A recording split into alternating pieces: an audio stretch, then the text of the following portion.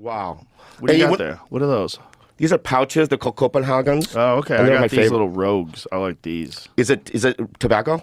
It's just nicotine. It's Oh, not it's tobacco. Yeah, this the pouch. Those are tobacco. Yeah, these are So you have tobacco. to spit. Yeah. Okay. And when I get blisters, I stop. Oh, okay, when it burns through your cheek. Welcome back to another video, and here we are yet again with our boy Bobby Lee. He finally had his first appearance on JRE after years of anticipation. All of his buddies have been on there. I mean, for those of you who don't know, Bobby's Bad Friends co-host Andrew Santino has been going on JRE since episode 902 back in 2017, and now he's racked up over a dozen appearances on there. So Bobby Lee really is one of the last ones in that big circle of LA comics to make an appearance on the Joe Rogan Experience. And the irony is that he's 51 years old without a comedy special to his name. I'm going to talk about that in a lot more detail because they actually discussed this in his first appearance. But just quickly, we're about to hit 100,000 subscribers. I know there's a lot of you who watch my videos but haven't subscribed yet. So if that's you, make sure you get on board as we hit this major milestone. And if you're new here, feel free to go ahead and become a regular by subscribing as well. Now, some of you may have noticed that over the years, when people ask Bobby why he hasn't gone on JRE yet, he always says, "Oh, I didn't know how to get on here. Who do I call? What do I do to get on?" I made it. I'm here. And it's just like, what a blessing. No, just let me finish this. What a blessing. Over the years, people on the internet were like, why don't you do Rogan? I was like, I don't even know how. And I'm here now, and I just feel so present, and I feel mindful. It's going to be a great one. Anyway, so thanks for having me. you're here. You too, man. For those of you who don't know Bobby's background, he basically came up around the same time that Rogan did through the Comedy Store in LA. They're only a few years apart in age, and we know that they've been friends from way back when. Remember the whole joke stealing controversy at the Comedy Store back in 2007, where Rogan confronted Carlos Mencia on stage? Well, Bobby was adjacent to all of that. There's even this interaction that was caught on camera at the time. Well, I'll just do some of my material, and then it'll be the same. So I'll just talk about myself. What has he ever stolen from you? I used to do this bit about how I was so small that my dad would have to get on my shoulders to get on a ride at Disneyland. Right. Then he did a bit, literally, but this is, I can't do it. But where is this going? Who cares? What the f***? It's reality. Anyway, it's good to see you. Don't be a fucking person. This is the reason why comedians get away with stealing. Because comedians like you are afraid of confrontation. So Rogan and Bobby have been friends for a long time. They go way back. And even more recently, during various controversies, we know from both Rogan and Bobby that they have each other's phone numbers and they reach out to each other. Rogan's previously reached out to Bobby by calling him and texting him to let him know that he has Rogan's support and not to worry about things so much. But even going way back to 1995, the two of them had history where Rogan supposedly saved Bobby Lee from being attacked by some gang in LA. Yeah, we talked about doing it 1,000 times. 1,000 times. Yeah, and it never happened. And people thought we had a problem with each other or something. No, we know. In fact, here's the deal, Joe. Okay, Bobby. Not only do we not have a problem with each other, right? Right. You've been a really big asset to me over the years on the phone. Like when I'm in trouble, you call, and you're so helpful, and you've got me through a lot of difficult situations. I love you, Bobby. So we're the opposite of trouble. We're in a family. Yes. But I just didn't know how to do it. Well, I always said anytime you want to do it, you were like, okay, and that would be like. But there's no number. I don't know who do I call. You call me. Oh. Like you're such a nice guy, and you get weirded out by so many different things. And Like what? You were just always paranoid that people didn't like you, and you were always weirded out by stuff. Well, even me and you, like we hadn't seen each other for 6 months. Like, do you still like me? I'm like, I love you. What are you talking about? Give me a hug. We've always had good times. Yeah. We've had a lot of laughs. We have. Oh my God, some dude. great laughs. Oh my God, have we had laughs? Yeah. Oh my God. We've had moments where I even recall that you probably don't even remember. And so if they have this decades-long history, why does Bobby keep saying over and over again that he's always wanted to go on JRE, but just didn't know how? Well, obviously it's complete BS. I think the real reason why he hasn't gone on there yet because he's been waiting for the right time to maximize his exposure and capitalize on the appearance. This whole, I don't know how to go about getting on here narrative, he's been spinning this for years. Yeah, I'm not buying that for a second. And it was pretty obvious why he chose to go on there now. He's appearing in a new movie called Drugstore June, which we'll look at in a little bit more detail later on because Jamie pulled up the trailer and they all watched it together and they both basically agreed that it was terrible. So stick around for that. That was pretty funny. But let me ask you guys this question, right? If this was Bobby Lee's first appearance on JRE, he's been waiting for years to go on there, it's the holy grail of podcasting, you guys know the drill by now, then why is it that when he finally goes on there, all he has to promote is some crappy little influencer movie that doesn't even have a Wikipedia page where he plays a supporting role? Think about it. When most of Rogan's other buddies go on there, they've got a book to sell us or a comedy special to plug, or even their own movie like Burt Kreischer's Flop, the Machine movie, or Bill Burr's Old Dads. Even Louis C.K. and Joe List went on there in 2022 to sell their movie 4th of July. But Bobby went on there to plug some random movie that he's only got 4 scenes in. And this is where things get interesting. You see, like I said, I think Bobby's been waiting for the right time to go on JRE when he really had something big to push, so he could maximize the exposure and all of that. But the moment never came for him, and it still hasn't come.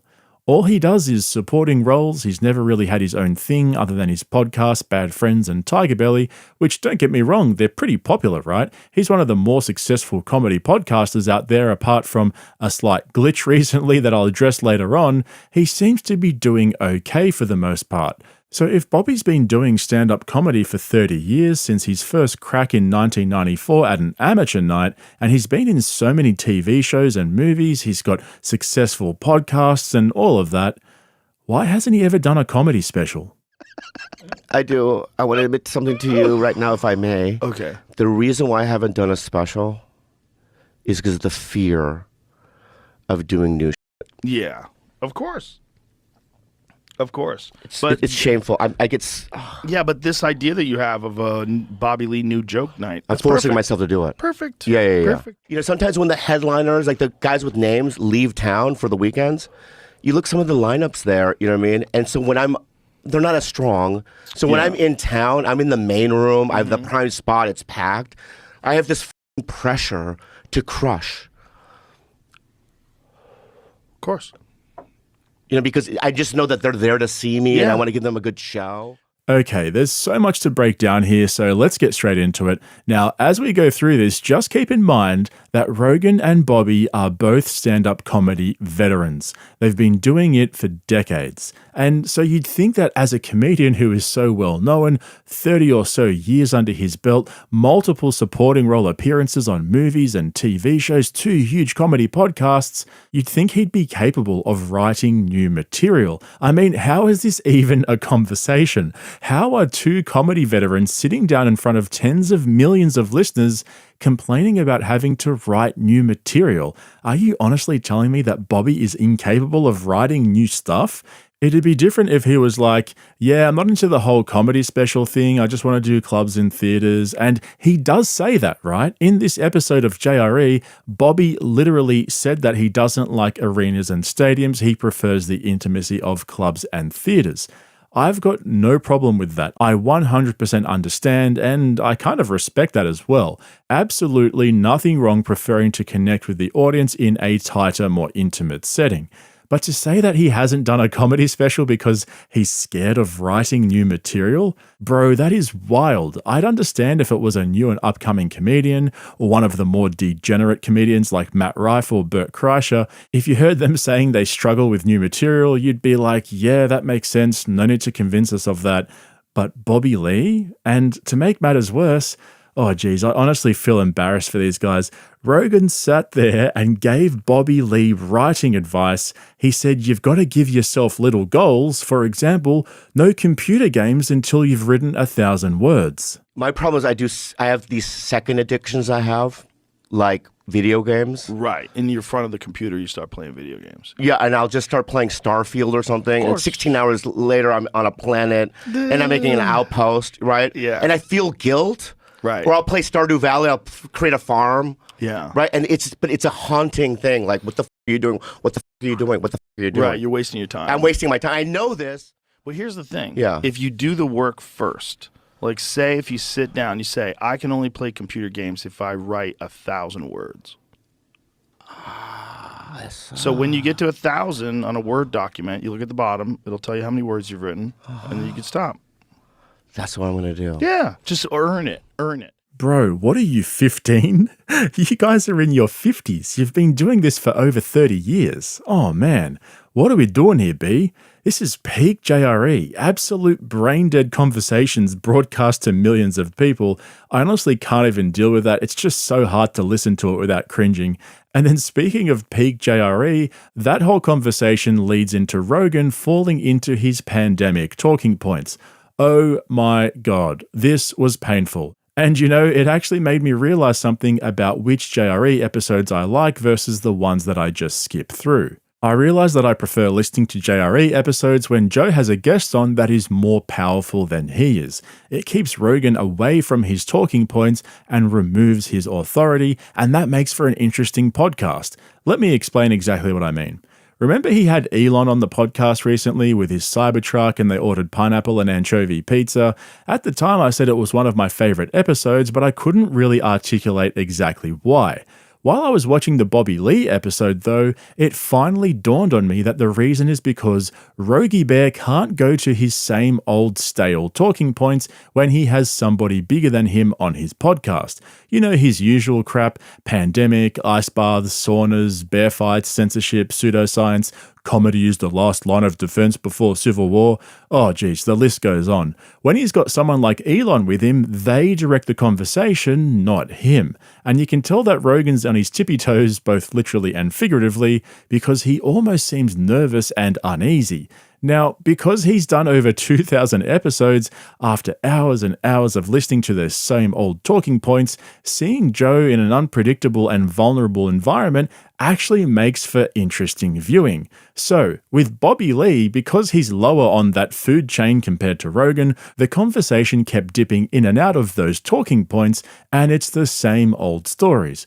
Oh man, it's so boring. And after Rogan was done explaining basic time management skills to Bobby, the conversation fell into Joe's fears, the things that keep him up at night. Then they got into the pandemic talking points. And look, don't get me wrong, I'm not saying I disagree with everything Rogan's saying, but after the 250th time hearing the same story about how he just missed out on the Johnson & Johnson jab he was meant to get through the UFC, whether or not you agree with his talking points becomes irrelevant.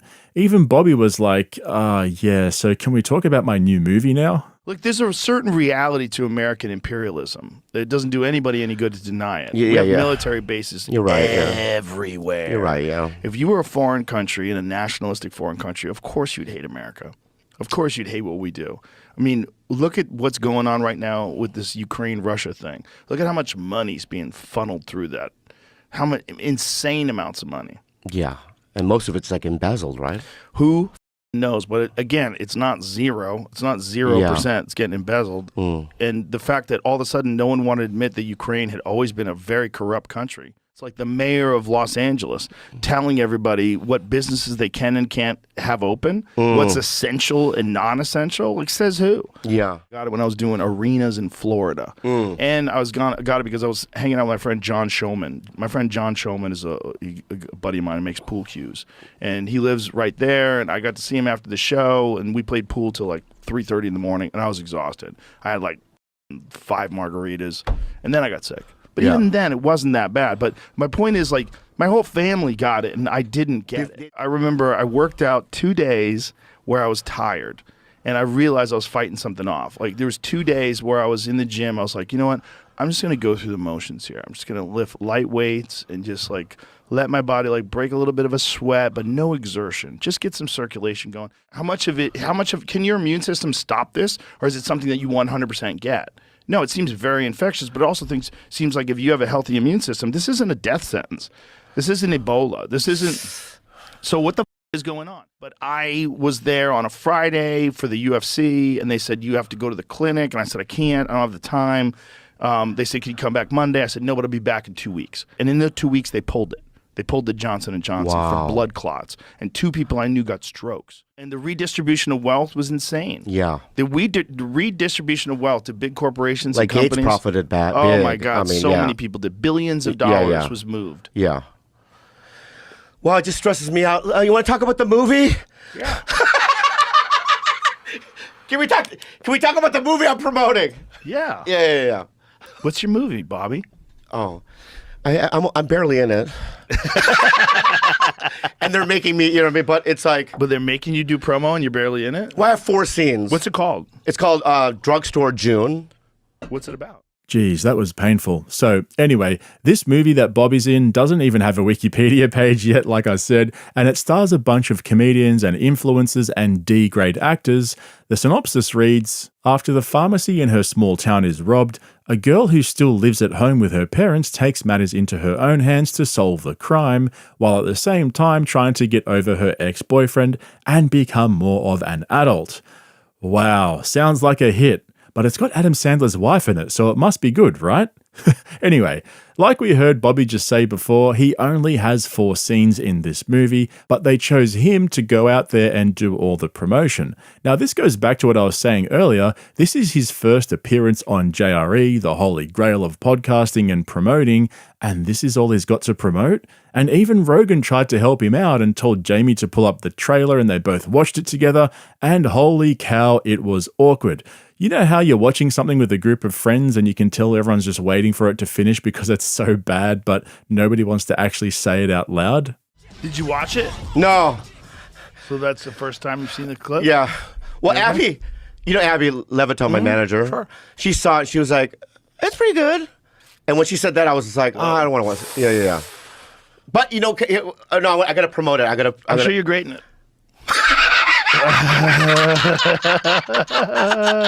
I'm sure you're great in it. Yeah. You're hilarious. But I want to say, though, that it's like, it's our friends. It's like, you and your friends got together and we made a movie. And I heard it's great, and it's going to go into theaters, Yes. and all these things. I'm going to see it. I'm going to eventually see it, yeah. Ah, geez, what are we doing here, B? After seeing that whole interaction, there's no chance I'm checking that movie out. What a colossal fail. And that's what I don't understand about Bobby. He's a stand-up comedian who likes to stay in his safe space, which is fine. His acting career never really took off, but he seems to enjoy it, again, which is fine. And he's got a couple of decent podcasts that bring in a lot of money for him. But I'll be honest, he seems like a funny dude on his podcasts, but Tiger Belly isn't really my thing, and Bad Friends just seems a bit stale and boring nowadays. It's the same with Theo Von's podcast. I'm a huge fan of his, but the whole shtick of talking smack and long, rambling stories that don't make sense but are still kind of funny, I don't know, I guess it was good 3 years ago, but now I only catch short clips from all those shows and that'll do it for me. They're funny, just not for 2 hours straight every week. And it's the same with their stand-up comedy. Bobby Lee and Theo Von, they're funny guys, but I'm not lining up to see their latest comedy specials.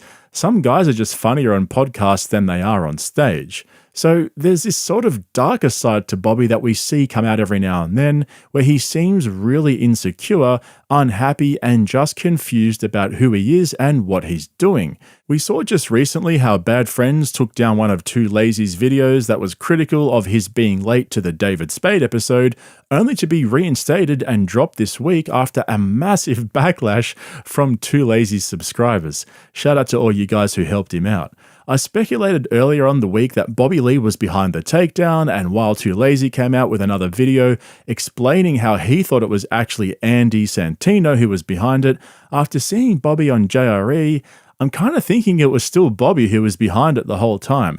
Obviously, we don't know for sure, and it's just speculation, especially now that they dropped the whole thing and we won't be able to find out the truth as to who did what and when and where. But towards the end of his appearance on JRE, Bobby actually addressed his paranoia about the comments section and the backlash from fans and how it messes with his head. I never really fully appreciated how volatile Bobby is. I've never really followed him closely because, like I said before, he just seemed like a funny comedy podcaster who I saw in random clips here and there being awkward. And so they were discussing how much the media landscape has changed because of podcasting, how back in the day it was all about getting on a TV show or into movies, but now you could kill it just doing stand-up and podcasting. I was going to talk about this in a bit more detail in this video, but because there's so much to unpack there, I think I might leave that to its own dedicated video, because Rogan went on and on about Bobby moving to Austin to join his scene and how he's improved so many comedians' lives. He actually said that, and I've never really heard Rogan speak so candidly about all of that, which was really interesting. He spoke about the whole podcast revolution, his words, and how it's still growing. But what I want to focus on here is how Bobby Lee is still so bitter about the Tijuana story that he first told on Opie and Anthony. Rogan brings it up, but then awkwardly tries to change the subject. So take a look and I'll pick it up afterwards. In the early days, like how much of what we used to say was just for shock value. Like you would go on a morning radio show. You would try, yeah, I know. We would try to say as shocking things as we could because that was the way to get attention. Especially like Opie and Anthony. I know. I know. We don't have to talk about it. We don't. It's no. I could vaguely go around it. I'm just like, at the time, We all did it. yeah, I was a survivor. Yeah. And I'm like, oh, this is the culture. Yeah. This is the culture. And also, I'm like a LA comic. I'm an Opie and Anthony with beasts. Mm-hmm. You know, and then at the time, and then later, and then now, but it's like. But now it's a much more honest thing. Yeah. Because now you do your own thing, right? And if people want to see Bobby, they know how to find Bobby. And they seek you out. So it's not like some random person's tuning in, like, who's this guy? And then you have to say something crazy to get attention. So what I took from that is what I'd always thought, and so many of you disagree with me, which is fine, but I firmly believe the Tijuana story that Bobby told all those years ago was a fabricated story to shock and awe the audience so he could break through and become known as an edgy and unpredictable comedian. That makes sense to me. But it also seems like those are the demons that consume Bobby. It's that pressure to be edgy and always have fresh and wacky stories. And the bottom line is, with all of this exposure from multiple podcasts and hours upon hours of content out there, it's simply impossible to come up with new content every single week. And that's why I think Bobby is in such a bad place. It makes me feel kind of bad for him too, because he's dug himself into this hole where there's an expectation that he'll act and behave in a certain way, and he just can't keep it up. I think the same thing plagues Theo Von and Tim Dillon. They've got those funny psycho vibes that just make them so interesting to listen to, but it dies out pretty quickly. There's a novelty to it that wears thin after a while. When I read bad comments now on, because I get some because I'm like, I've risen, right? Mm-hmm. I just take that into the thing that it's like, it's attention, right? It's not personal. You know what I would tell you to do? What? Don't read them. Yeah, I haven't. Don't read anything. Yeah. You don't read? No. Yeah. I don't read articles about me. I don't read. But if you read it, would it hurt your feelings? It could. People also don't realize that I'm a sensitive guy. We're all sensitive. Right? They're sensitive too. That's why they're lashing out. The reason why they're writing mean shit is because they know what hurts them. A kind person, a happy person, wouldn't be writing shitty things about you. They're doing it because it's that old expression, hurt people hurt people. Dude, the other day I read, Yeah. I'm sorry, I read this is what I read. I heard Bobby Lee abuses his animals. Okay. Like, why the Because they want to hurt your feelings. They want you to get angry. They I get want my you to get cat upset. Nobu. I believe you. Sashimi, really? dude. Yeah. I get them the best. I go, what's the most expensive shit? The healthiest shit. But should they have all those oils and stuff on this? It's not an everyday event. Like, every other month. every now and then. Yeah. Yeah, that's so interesting. I know exactly what Bobby's trying to say there, and Rogan is just so off with his interpretation of that whole parasocial dynamic. It's not about hurt people, or whatever that catchy saying is that all these guys like to spout all the time when they don't like what people are saying about them. The fundamental problem is that guys like Bobby Lee have cultivated a following off of saying wacky stuff. Like I said, same with Theo Von, same with Tim Dillon, and we know it's all an act. Clearly, it's an act to distinguish themselves from the pack, to stand out, and to garner attention and hype so they can profit off it and grow their audience. They're the shock jocks of comedy podcasting. But the problem is it becomes their public persona and they don't like it when they're unable to be serious. So it starts to eat away at them and they develop this mental crisis where they don't know who they really are. As you can probably tell, I find this stuff so fascinating. They've basically made a Faustian bargain that they can't get out of, and it's sad. I feel for Bobby. Remember all those clips of him being a total creep with all those TV anchors on the morning shows? I feel like he must have thought he had to do those things and act in a certain way to keep up his edgy, unpredictable public persona, but deep down he hates himself for it.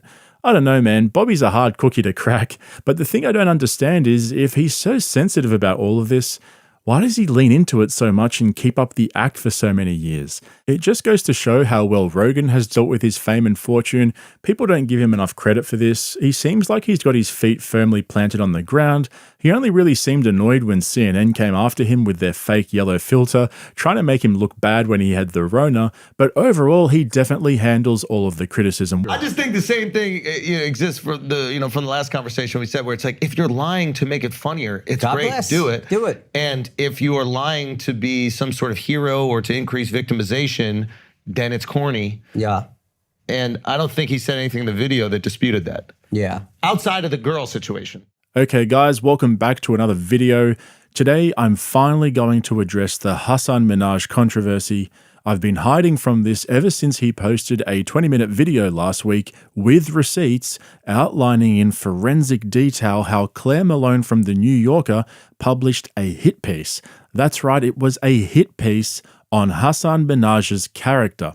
And I stand here before you humbled by the truth. I've read some of your comments, and after the shame subsided and I developed the strength to pick myself up and address this issue, I'm here to right my wrongs and correct the record. Because, as you guys know, truth is everything in this game. So I'd like to take this opportunity to apologize to absolutely nobody. Hasan Minhaj is a liar and he just proved it again. Free Hassan, like we've been saying. Yeah, we have. This whole time we were saying that was a lying in the New Yorker. Yeah, absolutely. How dare dude. she? Absolutely. How dare she tell the exact truth?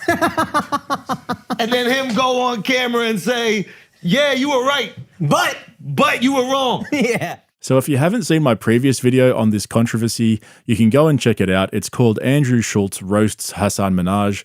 And I've got to say, even though SpongeBob Cringe Pants gets a lot of heat on this channel, his take on this whole situation has been almost completely spot on from the beginning. But let me rewind real quick and give a brief rundown of how we got here. Claire Malone from The New Yorker published an article in September exposing Hasan Minhaj for embellishing stories of racism to sensationalize his stand-up comedy specials and boost his popularity. And after over a month of being ridiculed by almost everyone, Hasan finally responded to the article in a 20-minute video posted to his YouTube channel last week titled My Response to the New Yorker article. And in the description of the video, it just says, I brought receipts. I know the news coming out of the Middle East right now feels devastating and hopeless. And I've been asked by a lot of people to give my perspective on what is happening in the region. I've also been asked, wait a second, aren't you a liar? But here's the thing. Despite his best efforts and perhaps the best performance of his career so far, his response video proved that the New Yorker article was right. Hasan is a liar. Well, maybe it's not quite that simple. So to everyone who read that article, I want to answer the biggest question that's probably on your mind. Is Hasan Minhaj secretly a psycho? Underneath all that pomade, is Hasan Minhaj just a con artist who uses fake racism and Islamophobia to advance his career? Because after reading that article, I would also think that. So I took a beat before responding. Because like you, I've been paralyzed by the news coming out of the Middle East. And I've been processing all the criticism that has come my way. And I just want to say, to anyone who felt betrayed or hurt by my stand-up, I am sorry. I made artistic choices to express myself and drive home larger issues affecting me and my community, and I feel horrible that I let people down. I don't know about you guys, but to me that sounded like an apology and an admission of guilt. But let me give you my take on what really happened here. Hasan said that he's been paralyzed by the Middle Eastern crisis and he needed time to recover from the bombshell hit piece of an article from The New Yorker. I think the reality is that him and his team were scrambling for 6 weeks to figure out a way out of this, and they were searching for these so-called receipts that he now claims to have. So I've pulled out a few short clips from his response video where he explains the truth behind his stories to show you guys why I think he's only made the situation worse for himself by proving that he really is a fake artist. Now, if you don't know the details about his stories, you can go and check out my previous video where I cover them. I'll leave a link for you in the description. And one more thing, just quickly, this video here right now is not a substitute for Hassan's full response video. So if you want to hear his full statement, you should go and watch that one in full. Again, I'll link that in the description as well. All right, let's see what he had to say. So, in Homecoming King, I told a story about how I was supposed to go to prom with a white girl named Bethany Reed. Her real name is not Bethany. I changed it to protect her anonymity.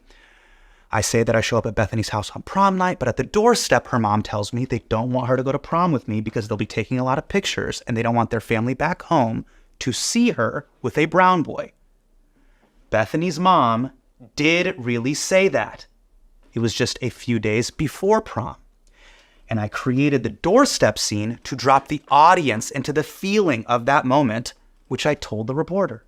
Is the doorstep moment true? Like, No, did that happen? No. It happened before. But the emotional truth remains the same.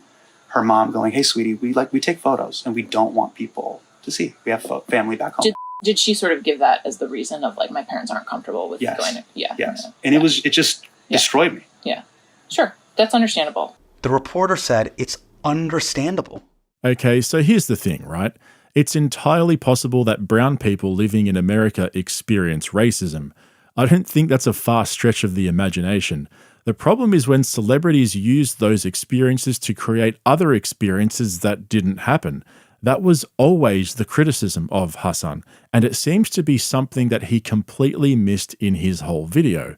When it comes to activism or raising awareness or debating social and cultural issues in public, accuracy is important. There's no room for embellishment or exaggeration. Accuracy matters when it comes to these sorts of sensitive issues, especially when you're profiting from it. So I'm going to come back to that because Andrew Schulz made a couple of really good points that I want to share with you guys. But first, let's get back to Hassan and his explanations for lying to make friends. Now, in my second special, The King's Jester, I tell a story about how I met and was harassed by an FBI informant named Brother Eric. I talk about how he tried to entrap me at a gym, and when I made fun of him, he slammed me against the hood of a cop car. The truth is, I did have altercations with undercover law enforcement growing up, and that experience formed the basis of this story. But it didn't go down exactly like this. So I understand why people are upset. People face real danger at the hands of the police, and false stories can undermine real stories. And I am sorry I added to that problem. My intention wasn't to take away from these stories. It was to spotlight them through my special. That's why I used this story to talk about Hamid Hayat. Hamid and I were part of the same NorCal Muslim community. When he got entrapped, it rocked our community, and he spent 14 years in prison. So that right there, that proves my point exactly. There were some serious issues with police entrapment in the Muslim community, and many other communities for that matter. FBI entrapment is a massive issue all around the United States, and that affects all ethnicities and many different groups. So when Hassan uses that issue to completely make up a story, that matters. Because if he claims to be creating awareness around an issue, well, the issue has to be real. You can't just say racism exists, therefore I'm going to make up stories that aren't true in reality, but they're based on this emotional truth that I felt playing basketball one time. Therefore, police brutality. Like, dude, what are you talking about? Now, the last story I want to talk about is the anthrax scare. My last special, I talk about how I received a letter in the mail, and when I opened the letter, white powder fell on my daughter, and we had to take her to the hospital only to find out it was not real anthrax. This, as you know, is not how it went down. And let me just say, I am sorry for embellishing the story, or if anyone was worrying about me and my family, I apologize. But let me make something clear. A letter with white powder was sent to my apartment in February of 2019. I opened it in the kitchen, powder fell on the table, and my daughter was just a few feet away. After 10 seconds of freaking out, I realized it was not anthrax and that someone was with me because people had been with me since January 1st, 2019, after this happened. Well, Netflix under fire today after its decision to pull an episode of a comedy show that was critical of Crown Prince Mohammed bin Salman. The truth is, when this news broke, my life got very scary. Saudi bots were spamming my socials. A threatening letter was sent to Netflix. I was getting weird phone calls at night. Then fake anthrax was sent to my house. And after that happened, I asked Netflix for our security guard to follow me everywhere, and people noticed. Friends were texting me about seeing me rolling everywhere through New York with security. And at one point, my wife even asked our security detail if he knew any companies that sold those tiny GPS trackers for strollers, because we were concerned that someone might try to kidnap or hurt our daughter. That is all real. This guy put together a 20-minute video giving us a detailed insight into how toxic of a person he is. Let me just make something clear before I go on though. I don't wish any harm on Hassan or anything like that. I don't hate him, and I'm not suggesting that you guys should hate him either. He is what he is. He's made his bed. The reason why I'm digging into this guy so much is because he got called out by the New Yorker, then he disappeared for 6 weeks, and then he came out and doubled down on his victimhood. I mean, did you guys hear what he just said? People were mean to me, so I embellished the story? Like what? He had to get private security and he was fearful for his family's safety. Okay, fine, I understand that. Like I said, I wish nothing but a safe, healthy, and happy life for him and his family. But why does that mean you get to make stuff up? Like seriously, the guy has the logic of a toddler. But there was one thing he said that really exposed him and proved beyond any doubt that the New Yorker got it right. I also had run-ins with undercover agents. I was even physically harassed by them while playing basketball. Now you're probably wondering, why not just say that? So this is not an excuse, it is an explanation of my process. When I am storytelling, every beat has to do multiple things in a funny and impactful way. With the story, I had to set up 3 plot points.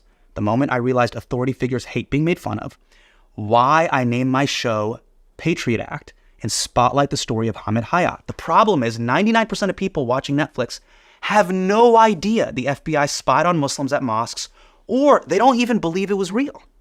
And I know this because when I performed earlier versions of the story in front of audiences, they had no idea what I was talking about. Bro is blaming everyone and everything except himself. Granted, he did apologize several times in his video, but then he went on to try to justify his behavior, so it kind of cancels it out. But let me just break that down for a second. Hassan thinks that because he named his special Patriot Act and that he structures his jokes in a certain way, that somehow gives him creative license to embellish a story, pretend it's true, and then make money from it. The guy's making up his own rules as he goes. Imagine I said to you guys, oh, I named my video some random title, and then because I structure my videos in a certain way, I had to make up some story and pretend it's true so that it makes sense. That's some really warped logic. I almost feel embarrassed for him. But that brings me back to SpongeBob Cringe Pants and his reaction to Hassan's response video. And like I said at the beginning, Schultz is pretty much spot on with this. But I gotta say, he's fantastic. Did you guys watch the video? I watched some video. He's fantastic. Yeah. Like, even though the whole time he's just saying exactly what everybody criticized him for, he's going, yeah, I did lie to increase victimization, which is the criticism. He's not saying, oh, I didn't lie to make it funner. He's like, I lied to increase victimization. And the whole time I'm watching it and going, I know you're agreeing with the criticism, but you're saying it in a way that vindicates you. Yeah.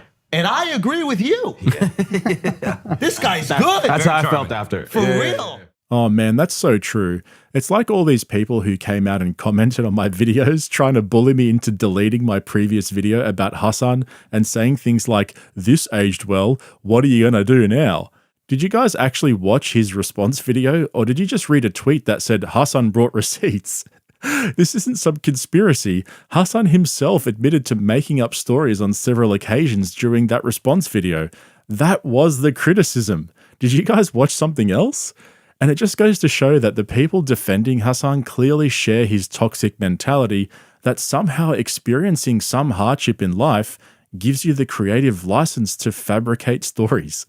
Now, some of you might be thinking, hang on a second though, Hassan's a comedian. Comedians make up stories all the time. Well, you heard Andrew Schultz just say that comedians make up stories to make something funnier, not to play the victim. And I agree with that. But I think the bigger question is, if Hassan's a comedian, why is he using a comedy special to create social awareness around culturally sensitive issues? Why not make a documentary or do a speech or write an article? Well, the answer is money. The truth of the matter is Hassan made up those stories, pretended they were true, and he did it to lift his profile so he could earn that big payday. And that, ladies and gentlemen, is what we call a grifter. Thanks for watching. I'll catch you in the next one. The kid's good. Yeah. The kid's good. I think he went a little easy on the white girl, though. She should have got it worse. What would you have done? I would have doxed her. What? What? Do you know what that means? Yup. What does it mean? It's when you send a white powder to No, their that's not doxing. That's not That's doxing. an anthrax. That's doxing, I thought. not doxing. When you send a white powder to somebody and you open it, you know how you open envelopes over your kid's head? Yeah. Always? You know how when you're going through mail, you put your kid right underneath it and then you open it up? Yeah. That's what I thought it is. Especially when I'm getting death threats. That's why I want a daughter. Exactly. I just want her to open it for me. Yeah, when I get a piece of mail from a no return address, I just get my child and then I open it up upside down over them, just in case, because you never know. Can I ask you the question that is the grossest question I'll ever ask you? Sure. Has he ever said my name? Yes. No. Yeah. No. Yeah. No. I don't want to say what he said after it.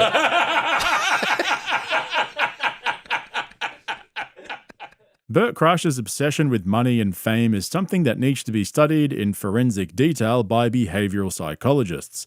On the list of people who should have never been famous, Bert sits at the top, right next to James Corden, Kim Kardashian, and the Hawk Tour Girl. However, Bert also sits at the top of another list, the top 10 highest grossing comedian tours.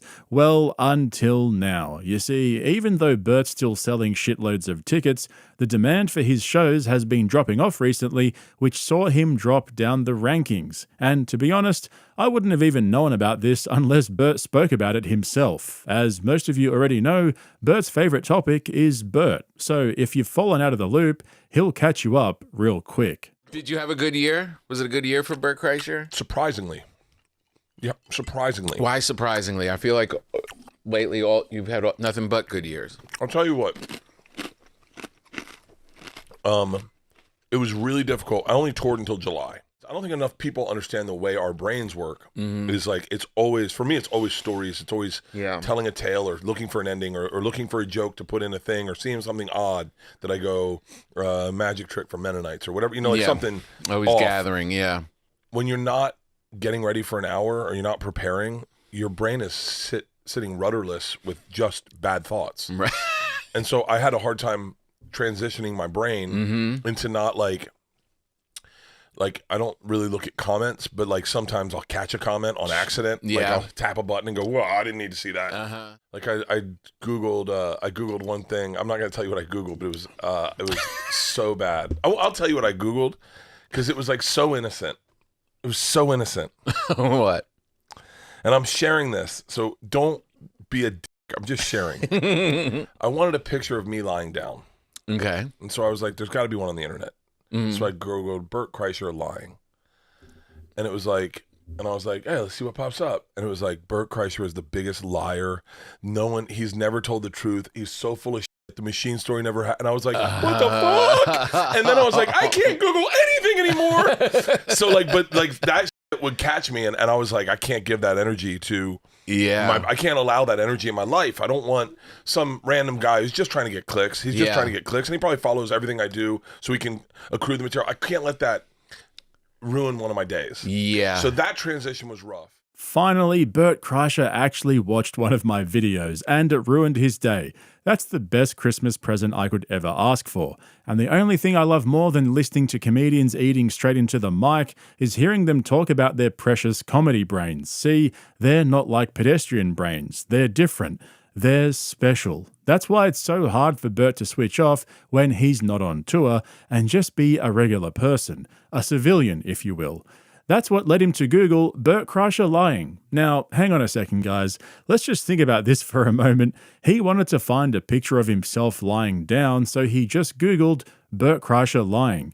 And what did he think was going to come up? Bro knew exactly what he was doing and made up a cover story so he could tell it to everybody without admitting that he knows he's got a reputation for lying. If he wanted a photo of himself lying down to rub one out to, he would have Googled Bert Kreischer lying down like a normal person.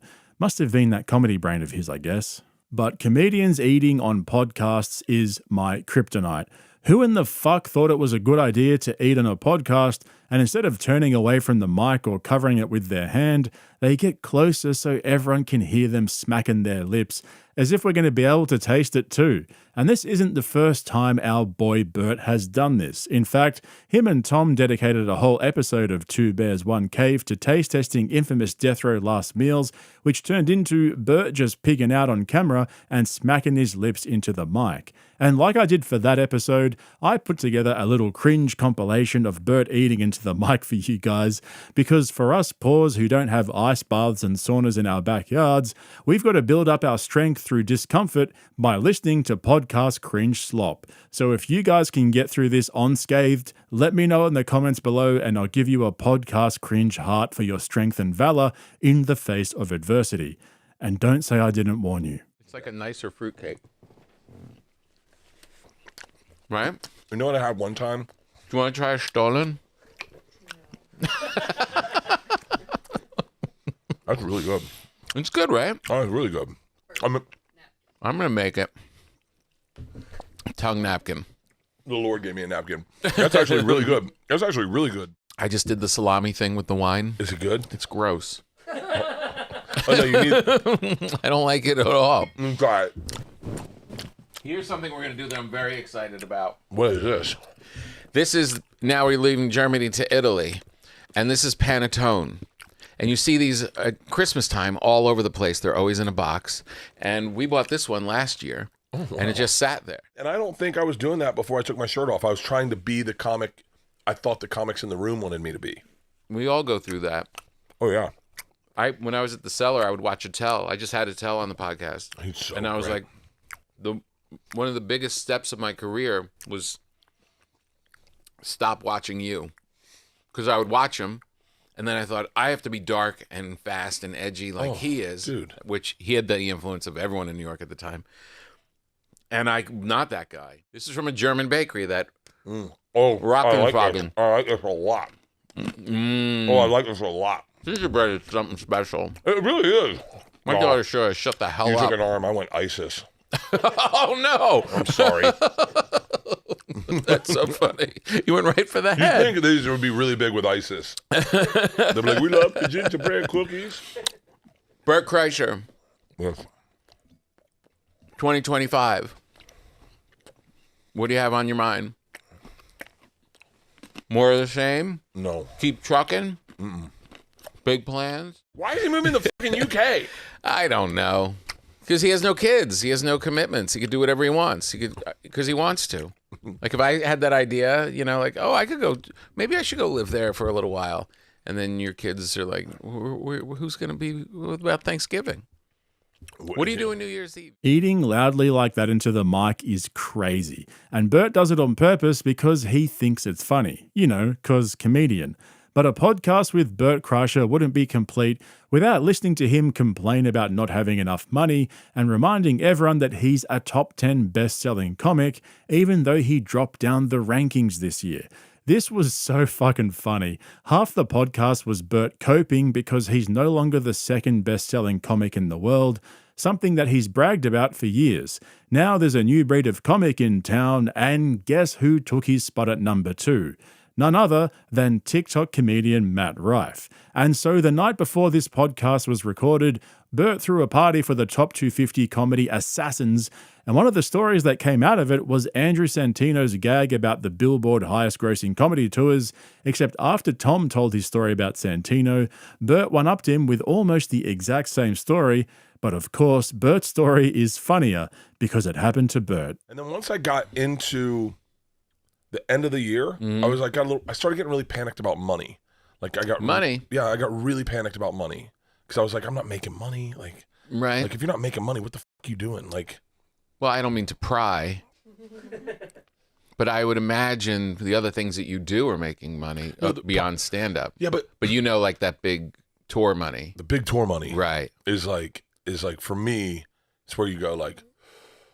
Did you see Santino last night when he came in? Yes, I had the funniest interaction with him. He comes in and he goes, I was there with 2 agents, and he comes in the front door and goes, yeah, the Billboard earnings are out. Matt Rife, $85 million last year. Nate Bargatze, $54 million. Yeah, have a good party. Try not to kill yourself.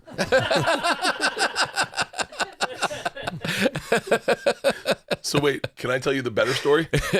So he walked in the party and I saw him and I was talking to someone, and someone on my social media team had posted my earnings because I'm on that list. I'm number 6. Whoa. Yeah. And so, but that's the good thing is I didn't know. I didn't when I saw it. I got the top 10 like everyone else, and I was like, okay, I'm not on it. I get it. Cool. I had a good year last year. I can live off that. Right. And then I was number 6 and I was like, what the f-?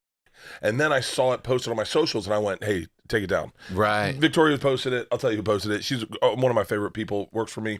She was doing it because she was proud of me. But I saw it and I went, please don't post that. Yeah. Because I was like, that's not what I want to share with my friends. Especially after you just said on a podcast that you were worried about money. Yeah.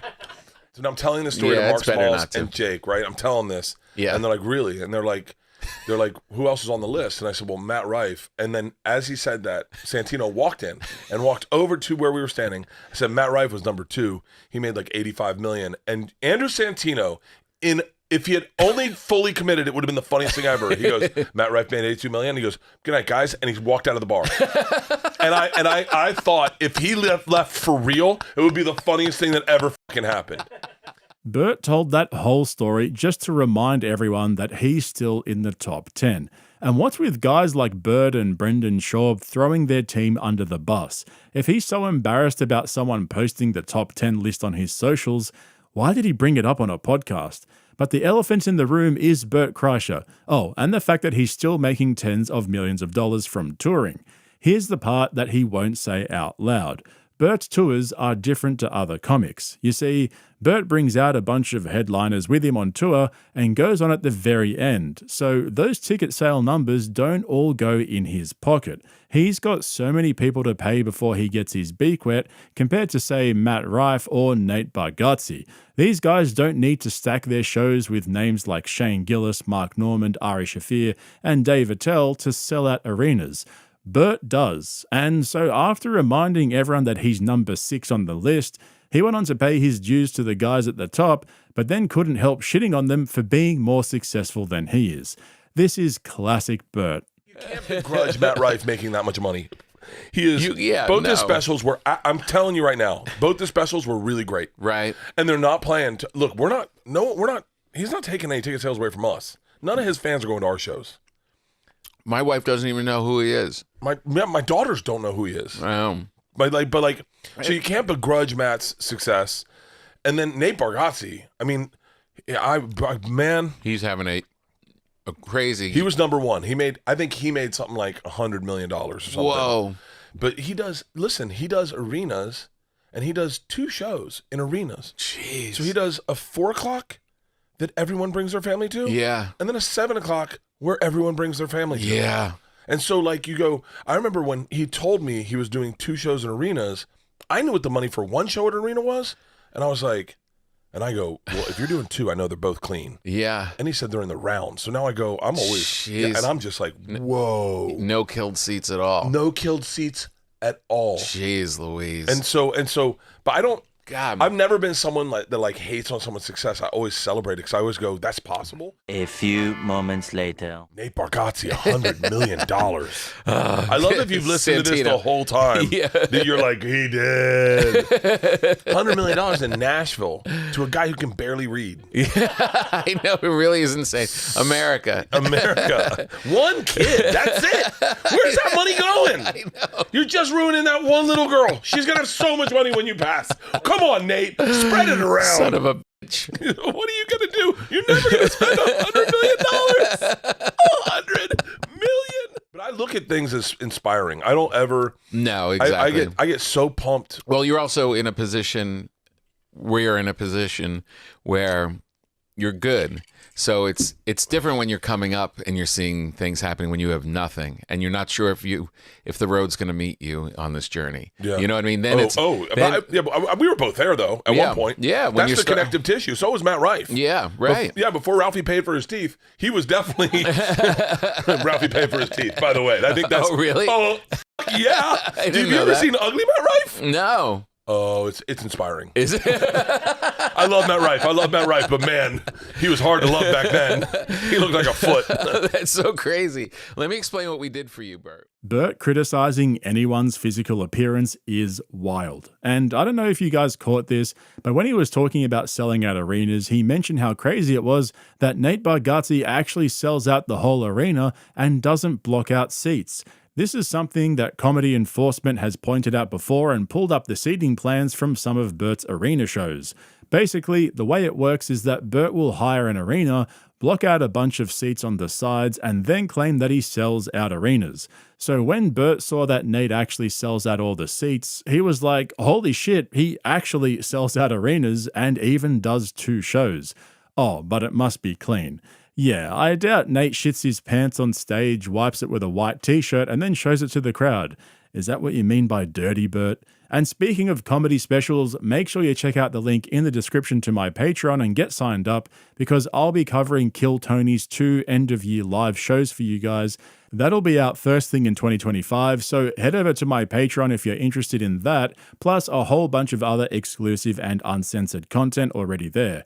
It's also a great way to support the channel. But let's get back to Bert coping over the success of other comedians. I'll tell you, I'm being serious. I'm not going to say this out loud. So if you say you wish it in the universe, but like, do you want Jerry Seinfeld's responsibility of like, what does he have, like $500 billion or something? But he sold it for like $1 billion, right? Yeah, probably. He's got crazy money. Close, yeah. So then you've got to meet a man of service. Mm-hmm. Like if you're Jerry Seinfeld, yeah, you got to have like the Seinfeld Foundation. Uh-huh.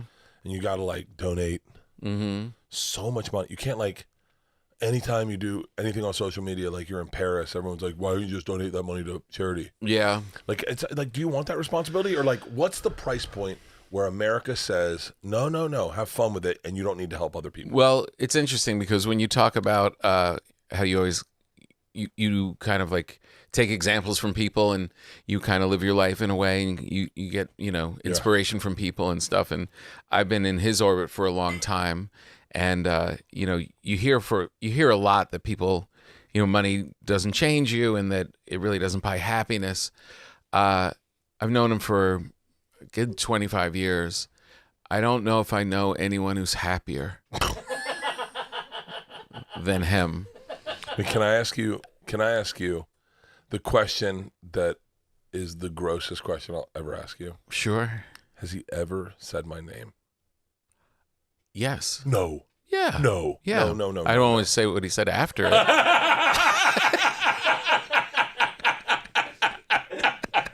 Because that's when you feel like you've made it. Like as if Chris Rock or Jerry Seinfeld knows who you are. Listen, it's as big as it seems from the outside. Comedy is a very small community, especially of people who are, really been doing He's it a purist. on a high level for a long He's time. A purist. And the guys who are purists, they know everyone who's coming up. They know everyone who's killing it. They know everyone who's got specials. Yeah, he knows you. Wow, I would love that. Would be so. I'll introduce you. The only time I've ever interacted with him, I had to follow him at the store, and all I'll say is he said my name correctly, which is a huge task. Yeah. And he said my name correctly, shook hands with me, but I didn't really talk to him. Yeah. And then I said, I think I made a joke like, "Has he left the room yet?" Mm-hmm. So I can't do my act in front of that guy. Yeah. He left the room, and I was like, great. I think my wife gagged the other night sucking my dick, and I think she was gagging for the wrong reason. And everyone started laughing, and I was like, he's gone, right? He's gone. Like, I don't think he would. I think he'd look at my act and be like, oh. No, he would like it. Of course he would. That's crazy to be friends with an icon. But that's the weird thing about comedy, is that comedy icons, they're still comedians, and you're really a bunch of kids. I don't care how successful Larry David is or Chris Rock is or Joe is. They're all, lunkheads. Bert Kreischer is the biggest pick-me comedian in the world. The guy name drops and humble brags about every little interaction he's ever had with anyone remotely famous. And I've made this comparison before between Jerry Seinfeld and Andrew Schultz, when Andrew was shitting on Seinfeld's comedy stylings because he thought it was boring, predictable, and hacky. Yep, you heard me right. Andrew Schultz criticized Jerry Seinfeld for being boring, predictable, and hacky. But the thing that Bert doesn't understand is that, apart from Jerry's strong views on Middle Eastern politics, he's kept a relatively low profile when it comes to long-form interviews and podcasts, at least compared to somebody like Bert. So while Bert appears on several podcasts every week, talking endlessly about himself and all of his problems as a rich and famous comedian, Jerry's just doing his thing behind closed doors, whatever that is. However, there is one saving grace when it comes to our boy Bert. He knows how fucking annoying he is to other people, except he thinks it's funny. They would hate me. I would drive them nuts. I mean, it's so funny. Me and Jerry Seinfeld on a private jet. Oh, God. And he's going, yes, I know who you are. God damn it, stop bringing it up. Put your shirt on. Put your shirt on. Huh? He took a shit in the private jet. Can you believe it? How? Well, you drank all the vodka. It's gone. What the fuck? We're not turning the plane around. I'm not even doing a good Jerry. He'd be like, stop making fun of the way I talk. It's turning into a little Jackie Mason.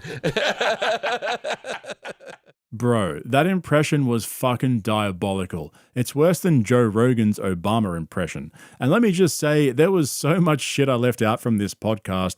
Bert comparing himself to Joe Rogan because they supposedly share a similar work ethic. Get this, Bert thinks that him and Rogan both like exposing themselves to discomfort because it helps them grow and strengthen their character.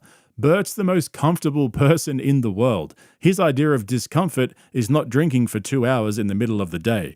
At one point, he even pulled out a video of him bench pressing 300 pounds to prove to Tom that he could lift, followed by a detailed explanation of how TRT gets him bricked up all the time, but unfortunately, it affects his ability to bust a nut. Speaking of, apparently, according to Bert, he's been putting his wife's face into AI apps to generate fake images of her for him to rub one out to. This is a man in his 50s with adult daughters showing AI pictures of his wife to everybody on a podcast. What are we doing here, B? But hey, make sure you go and check out the link in the description to my Patreon if you're interested in my longer form uncensored content. While you're here though, hit the subscribe button and make sure you give me a thumbs up if you ended up liking this video. Thanks for watching. I'll catch you in the next one. It was 5:55. What's that? That's my OCD. You know what I do to Pavlov my wife? It was 5:55. You hit 5:55 all the time? No, 5:55. If it's I ever see double numbers, I'd say a prayer. Oh, nice.